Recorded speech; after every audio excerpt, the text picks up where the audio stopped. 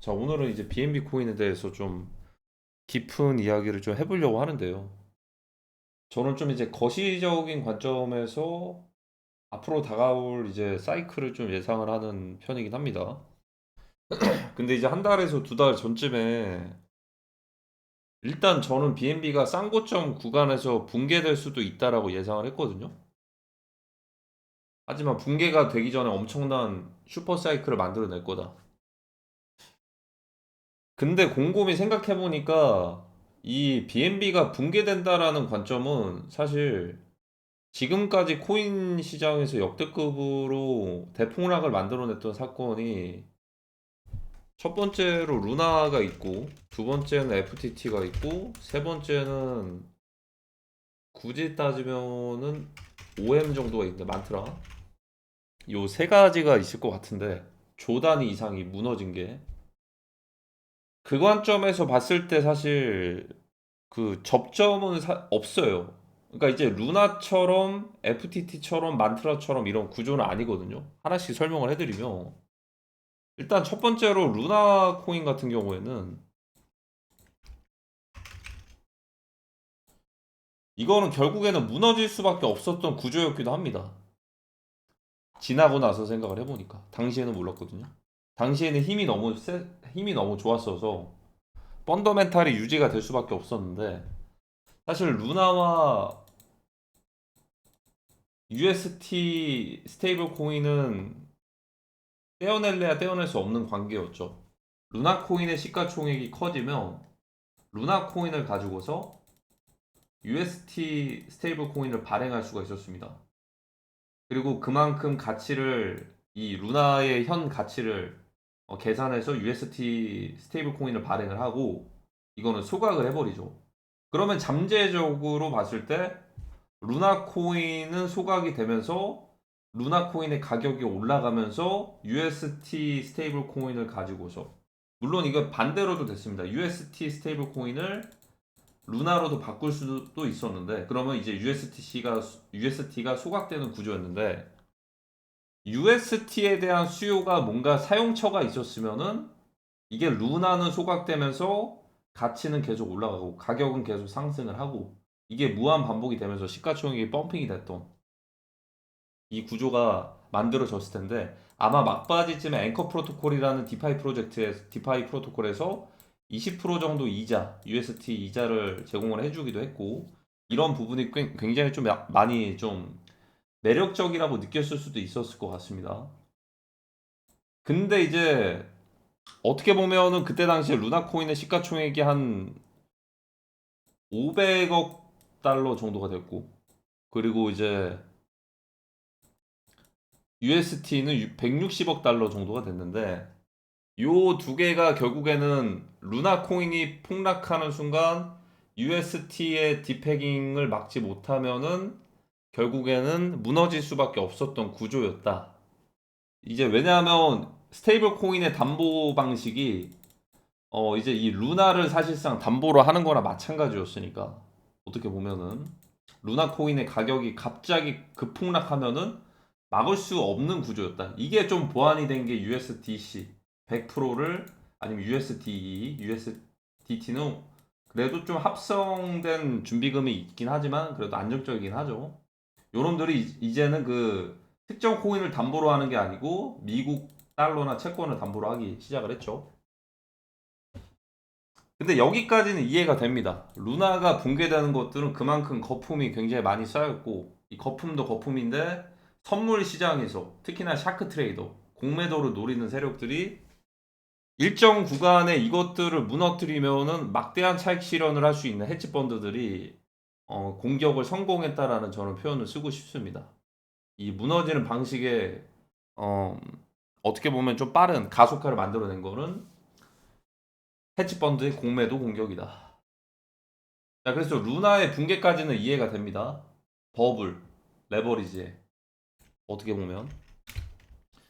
그리고 이제 FTT 같은 경우에는 FTX 거래소가 파산할 정도로 엄청난 임팩트를 주긴 했는데 이거는 이제 어떻게 보면은 이 빔을 만들어냈거든요.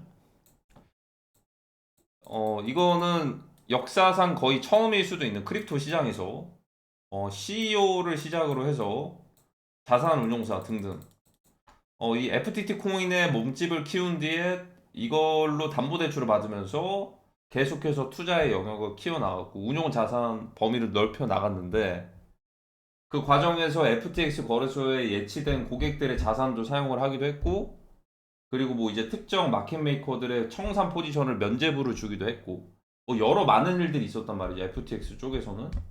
근데 FTT 코인의 폭락의 가속화를 만들어낸 거는 뭐 레버리지의 붕괴나 이런 거라기보다는 이때는 CZ 창펑자후가 보유 중이었던 초기 투자했던 FTT 코인을 전량 매도를 함으로써 이런 일들이 발생했거든요. 이게 일종의 약간의 리벤지라고 볼 수도 있어요. 왜냐하면 창펑자후가 기존에 루나를 많이 보유를 하고 있었는데 이게 제로까지 영원이 돼서 여기에 대한 복수다라는 생각이 아니 복수다라는 말들이 돌기도 했거든요. 그래서 이제 구조적으로 봤을 때는 루나 코인은 버블이 끝나서 붕괴됐다. 결국에는 디패깅 가속화, 루나 무한발행. 그리고 FTT 같은 경우에는 초기 투자, 지분 전량 매도. 결국 터질 구조였는데 조금 더 가속화시킨 건 있어요.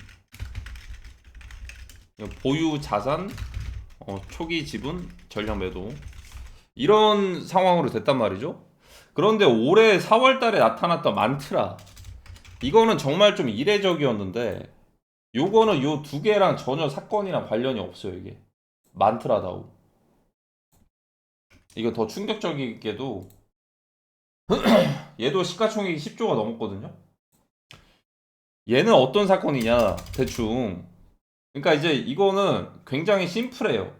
그러니까 이제 마켓메이커, 익명의 마켓메이커라고 할게요. 이들이 거래소에서 USDT나 이런 것들을 담보로 해서 아니면은 이런 것들을 초창기에는 이거를 담보로 빌려요. 마진 거래에서. 그래서 OM 코인을 마구잡이로 사들입니다. 사들여. 그럼 OM 코인이 재고가 부족해지겠죠? 그래서 모든 유통량이나 이런 것들을 통제를 하는 과정에서 갑자기 계속 끝까지 끌어올린 거예요, 이게. 이 마진, 크로스 마진부터 시작을 해서 이것들을 담보대출을 무한으로 받아가지고 시장에 있는 OM 코인을 사고 바이 버튼 시간만 되면은 바이 버튼 계속 눌러버린 거예요, 그냥. 그러다가 한 꼭대기 지점쯤에 거래소에서 이러한 위험한 모르겠어요. 이건 저는 뭐 그냥 그들 마음 아닌가? 그러니까 내가 돈을 많이 가지고 있어요. 담보대출을 받아서 소수의 코인들을 무한 매수해가지고 던지고 하는 것들 어떻게 보면 자유시장 경제에서 그걸 통제할 수는 없다라고 생각이 드는데 이거를 거래소에서 경고를 줬습니다. 그 경고를 준 거래소가 OKX 거래소.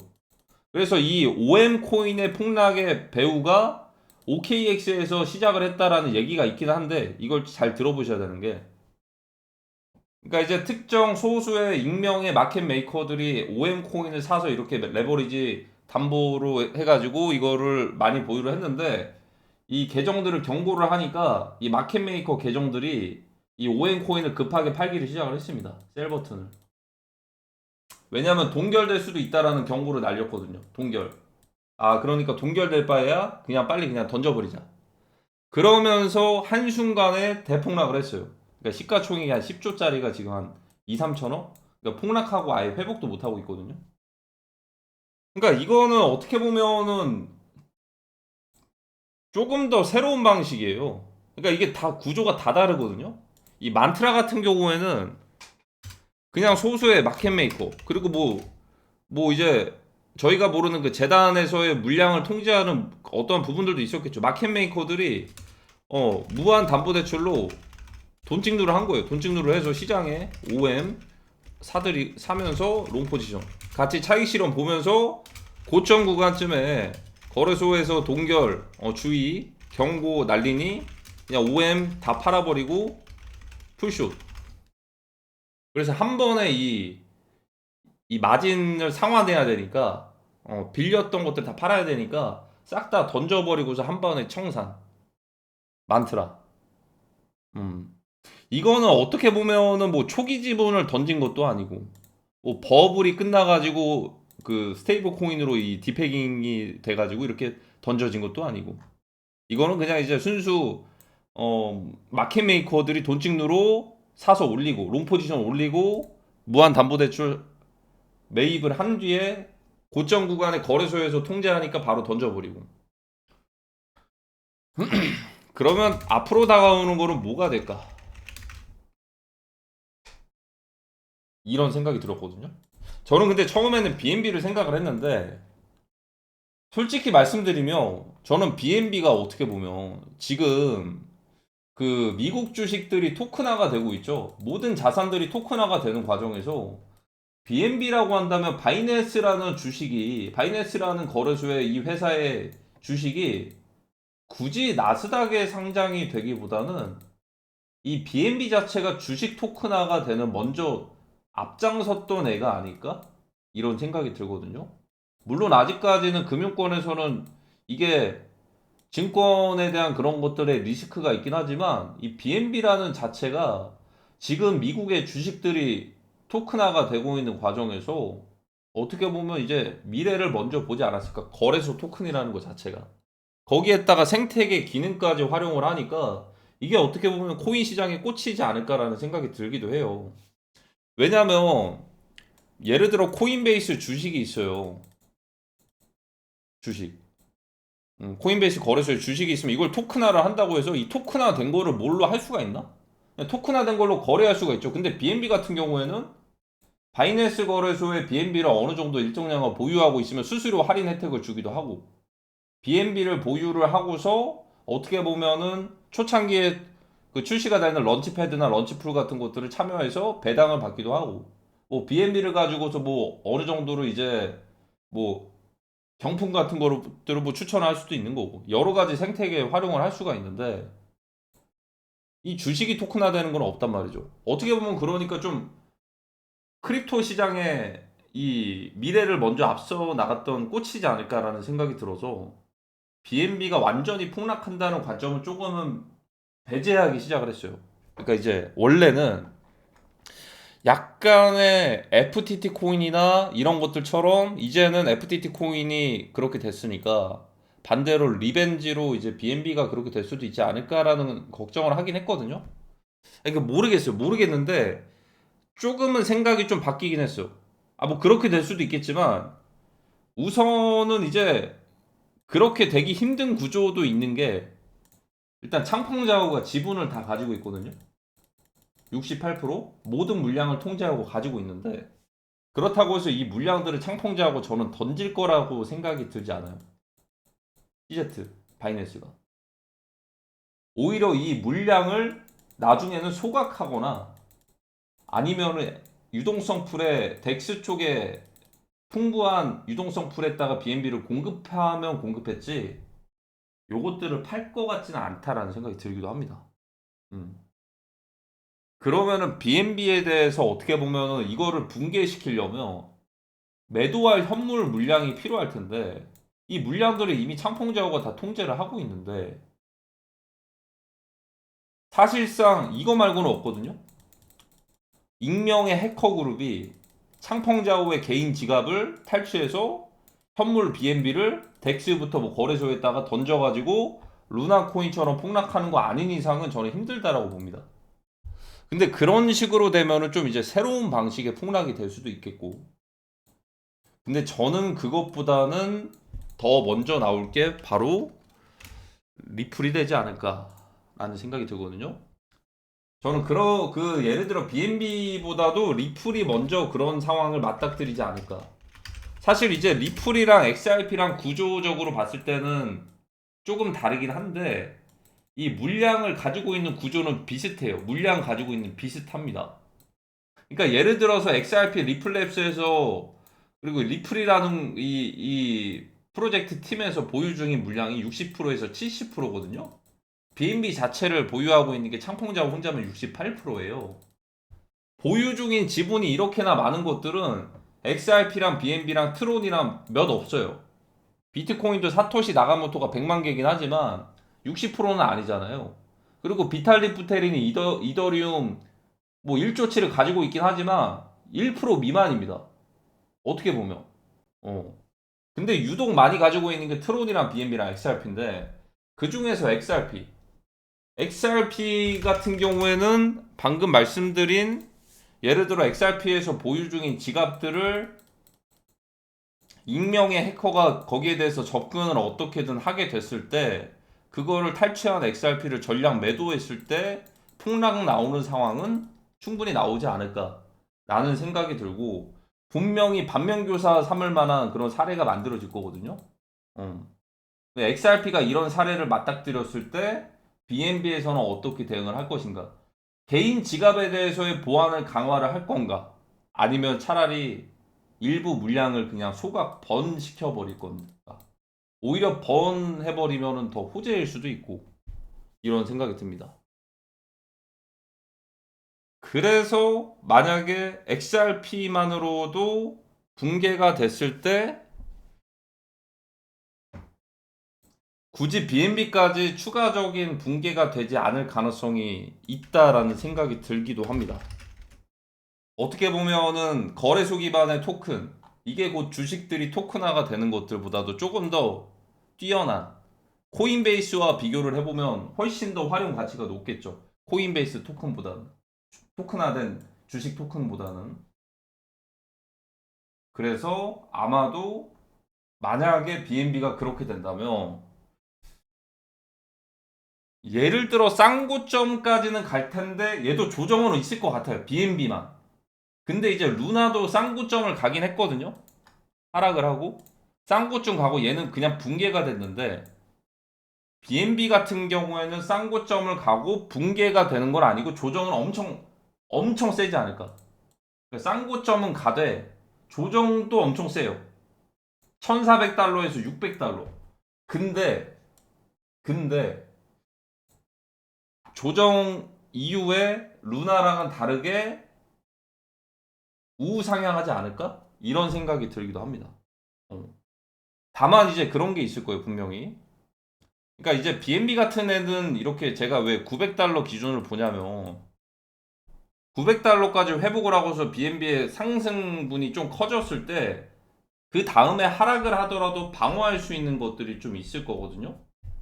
그러니까 예를 들어서 지금도 만약에 골드 같은 경우에도 가격에 대한 상승분이 있으니까 조정이 나오더라도 건강한 조정이 되는 거잖아요. 근데 월요일날 그래서 미장 열리고 다 같이 움직였잖아요. 금속들 움직이니까 비트코인은 잠깐 올랐다가 골드랑 실버 떨어지니까 같이 떨어졌어요. 골드 실버. 근데 가장 큰 차이점이 뭐냐? 얘네들은 상승분이 있으니까 조정이야. 근데 얘네는 이미 떨어진 상태란 말이죠. 그러니까 골드랑 얘네 다 떨어졌는데 골드랑 실버는 이렇게 갔어요. 갔다가 이렇게 떨어진 거지. 근데 비트코인은 이렇게 갔다가 이렇게 떨어지니까 오히려 가격 방어가 더 힘들죠. 음. 그러면 여기서 더 크게 봐야 될 거는 미국 주식인데 미국 주식이 원래는 비트코인이랑 같이 비슷하게 움직였는데 어느 순간에 얘네만 혼자 독주하기 시작을 했어요. 11월 그 이후에는. 그리고 비트는 그걸 따라가지 못했거든요. 그러면 미국 주식이 떨어지면 비트 쪽으로, 코인 쪽으로 올 것이다라는 기대감이 있을 수도 있는데, 저는 오히려 반대로, 미국 주식이 떨어지면 비트도 떨어진다. 같이. 근데 그게 정말 어렵네요, 이게. 정말 어려운 게, 저는 무난하게 봤을 때, 지금이 고점일 수도 있을 것 같아요, 이게. 지금이 고점이 어디까지 가냐? 다음 라인은 78,000이 아니고 65,000달러. 그렇다고 막 한 번에 4만 달러까지 갈 것 같진 않고요. 그러니까 요즘 트렌드가 이래요. 그러니까 보니까 제가 이 패턴 파악을 정확하게 했어요. 지금 이, 이 데이터 분석을 100%는 아니겠지만 지금 이 트렌드가 그레이트 리셋 트렌드예요. 그레이트 리셋. 그러니까 말 그대로 한 번에 폭락이 나오면 분명히 저점에서 물타기 하고서 반등에 대한 그런 것들을 탈출하려는 사람 많겠죠? 그거 자체가 힘들어지게 하는 거예요, 지금. 지금도 보시면 내려가는 텀도 굉장히 느릿느릿하게 가는데 바닥 찍고서도 추가적인 하락을 또 세게 안 해요. 박스권은 굉장히 오래 흔든단 말이죠. 그러면은 여기서도 마찬가지예요. 여기서도 결국에는 떨어지는 게 이렇게까지 떨어지는 게 아니고 떨어지더라도 한 6만 5천 달러 선에서 또 여기서 박스권을 움직이겠죠? 이러다가 또 추가 매수 장절했어? 그럼 또 추가적으로 떨어지겠죠. 거의 1파, 2파, 3파, 4파. 1파, 2파, 3파, 4파. 이렇게 갈 수도 있다. 그리고 나서 바닥 찍고 한번 반등하겠죠. 근데 그때는 7만 8천 달러를 못 넘겠죠. 여기를 저항선을. 근데 만약에 BNB가 900달러를 돌파를 하면은 이 주황색 그림보다는 그러니까 이게 굉장히 중요해요. 이번 주에 무조건 BNB가 900달러를 돌파하냐 못하냐에 따라서 달려 있을 거예요. 제가 크리스마스 이후에 일주일 뒤라고 했죠. 일주일이나 10일. BNB가 900달러를 돌파를 하면 이 박스권이 유지가 되면서 이렇게까지 갈 수도 있을 거예요. 이렇게 BNB가 900달러 돌파하면. 왜냐하면 BNB는 그러면 2차적인 지난번에 찍은 1300달러를 다시 한번 찍으러 갈 가능성이 높거든요. 그럼 이렇게 갈 수도 있죠. 이렇게 노란색으로. 그러면은 제가 볼 때는 조금 긍정적이죠. 내년 1월 달에는 이번에는 사탄 랠리가 오긴 했지만 1월 달에는 좀 긍정적일 수도 있죠. 요 텀이긴 해도 오히려 알트들이 좀 반응할 수도 있고 이렇게 되면. 근데 주황색으로 갈 수도 있다. BNB가 900달러를 돌파를 못하면. 그리고 왜 주황색으로 충분히 갈 수가 있는지 말씀을 드리면은 내일도 좀 정리를 해서 말씀을 드릴 건데 저는 정말 진심입니다. 그레이트 리셋을 누구라도 뭐 모두가 피할 수는 없겠지만 저희 패밀리 분들이라도 도움이 되셨으면 하는 바람에 전쟁 얘기도 하는 거고 이제 코인 시장 알트장 당장 없다 이런 얘기도 드리는 거예요. 기우제 지내는 게 절대 아닙니다. 자, 비트마인 같은 경우에는 4.5달러에 이 주식을 기관들에게 매도를 했어요. 기관들이 이걸 사갔습니다. 그래서 자금 조달을 했어요. 언제냐? 이때. 그리고 이제 이더리움 투자에 대해서 발표가 됐거든요. 그리고 주식 가격이 한 20배, 30배 정도 올라가고 기관들 4.5달러에 사간 사람들 차익 실현했겠죠? 그리고 개인들은 이런 소식을 듣고서 한 이쯤에는 샀으면 돈을 벌어주긴 했을 겁니다. 2배 정도는. 자, 그래서 이제 그 중간중간에 비트마인에서는 주식 가격도 올라가니까 보유 중인 주식 지분들도 매도를 했습니다. 그리고 매도했던 주식들에 대한 이제 현금화된 자산들을 가지고 이더리움을 적극적으로 매수를 했습니다. 이더리움을. 그러니까 마치 뭔가 좀 짜여진 것처럼 4.5달러에 기관들에게 팔았는데 이게 150달러까지 뛰었고요. 기관들이 어떻게 알았는지 150달러까지 뛰었으면 기관들도 이득을 받겠죠. 그리고 이제 이 조달한 자금들 일단 4.5달러에 2억 5천만 달러 정도를 조달을 했고 실제로 주식까지 올라가니까 주식도 일부러 매도를 해가지고 조 단위를 현금 조달을 했습니다. 현금을 보유를 하고 이걸 가지고서 7월 1일부터 이더리움을 적극적으로 매수를 한 게 바로 비트마인입니다. 여기 보이시죠? 이 가격 상승의 원동력이 비트마인이 다 올렸다고 해도 과언이 아니에요. 뭐 비트마인도 있고 샤프링크도 있고 다른 이더리움 계통의 ETF도 있을 텐데 많은 부분을 차지를 했다 비트마인이. 그래서 지금 보유 중인 지금 이때 이렇게 평균적으로 이때 샀을 거 아니에요. 지금 평단이 그래서 대략적인 추정치가 어디냐? 여기에요 여기. 비트마인이 평단이 여기입니다. 그래서 내년에 실적 발표 같은 것들 나올 때 매출 같은 것들이 원래는 이때는 매출이 4억 달러로 떴거든요. 근데 원래 여기 비트마인 회사가 매출이 1000만 달러가 안 돼요. 근데 4억 달러까지 뜬 거는 이더리움 구매했던 것들이 올라가니까 그거를 좀 이제 매출로 잡은 거예요. 회사에서 보유 중인 자산이니까. 근데 지금 평단은 여기죠. 지금 평단은 여기도 20% 30% 떨어졌단 말이죠. 근데 이제 비트마인에서 내놓은 보고서를 보면 두 개가 또 갈려요. 어디는 뭐 2만 달러 간다. 어디는 뭐 내년에 1800달러까지 떨어질 수도 있다.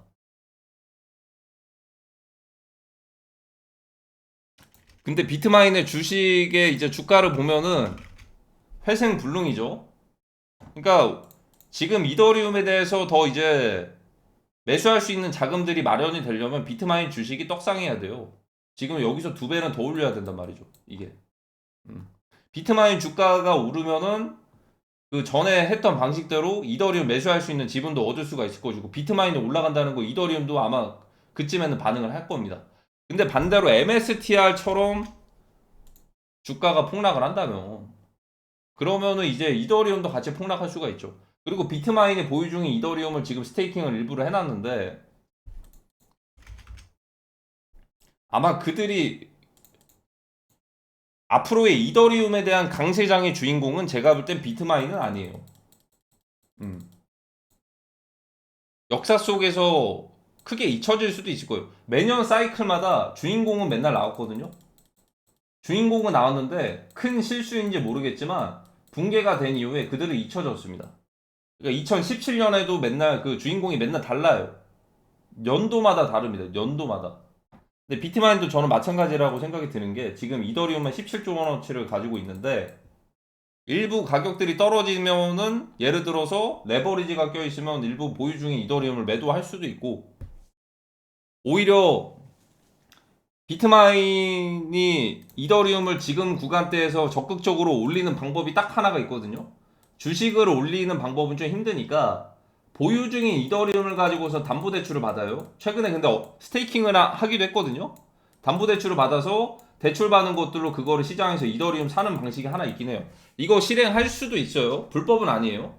그러니까 디파이에서 이더리움 보유 중인 것들을 스테이킹하고, 스테이킹한 이더리움 자산이 STETH가 있으면 뭐 이런 것들로 이제 담보대출을 받아가지고 이더리움을 재매수하는 방식으로 하면은 이더리움이 비트마인 덕분에 조금 올라갈 수도 있어요.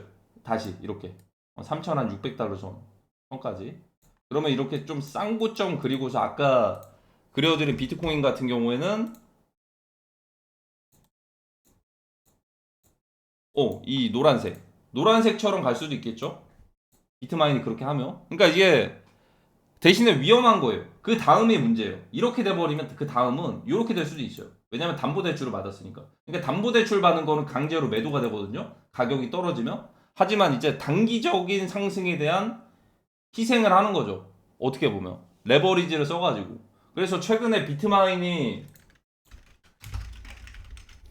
이더리움 스테이킹을 한 게 이 디파이 쪽에서 했단 말이죠. 디파이.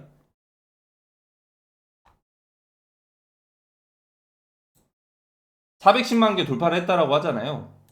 근데 이제 스테이킹은 40만 개밖에 안 했어요. 그러니까 원래였으면 전량을 다 하면 좋긴 하겠는데, 일단은 일부만 10%밖에 못 하나? 그건 아닐 것 같은데. 어쨌든 뭐 스테이킹을 직접 하기도 했고, 이러면 디파이를 활용할 수도 있다라는 거거든요.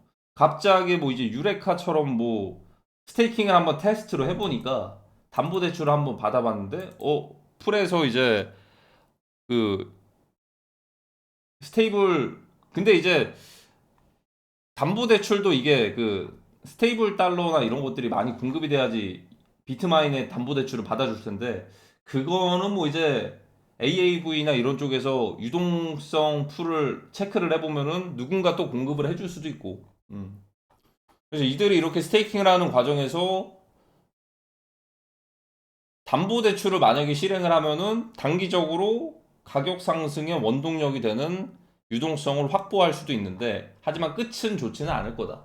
끝은 나중에는 강제 매도하는 청산 과정을 나타낼 수도 있다 라는 생각이 들고, 이 모든 중심에는 BNB가 있을 것 같고, 그래서 이번 주 BNB가 900달러 돌파하는 게 중요해 보입니다. 일단 900달러 돌파해야 돼. 900달러 900달러 돌파하는 게 중요해 보이고, BNB가 만약에 선두로 900달러 돌파하고 약간 회복하고 상승하는 모습 보여주면은 오히려 내년 1월에는 좀 긍정적일 수도 있고, 근데 만약에 돌파를 못하면은 리플 코인이 가장 1순위로 시장의 크래시를 만들어내는 첫 번째 제로가 될 가능성이 크다라고 생각이 듭니다.